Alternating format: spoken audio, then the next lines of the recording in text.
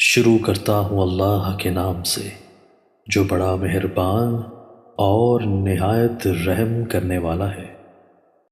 سیدنا ابو ہریرہ رضی اللہ عنہ سے روایت ہے، رسول اللہ صلی اللہ علیہ وآلہ وسلم نے فرمایا، کون ہے جو مجھ سے ان کلمات کی تعلیم حاصل کرے اور خود ان پر عمل کرے یا ان پر عمل کرنے والے کو سکھا دے؟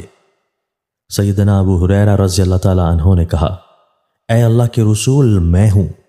پس آپ صلی اللہ علیہ وآلہ وسلم نے میرا ہاتھ پکڑا اور شمار کرتے ہوئے 5 چیزیں بتلائیں۔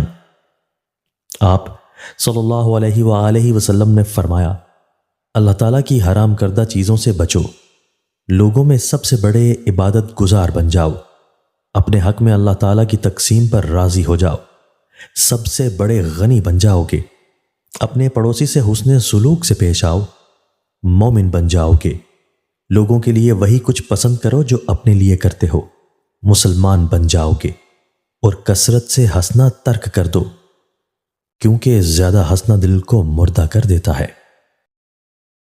دوستو، اللہ تعالی ہمیں ان احادیث مبارکہ پر عمل کرنے اور اپنی زندگیوں کو سنوارنے کی توفیق عطا فرمائے۔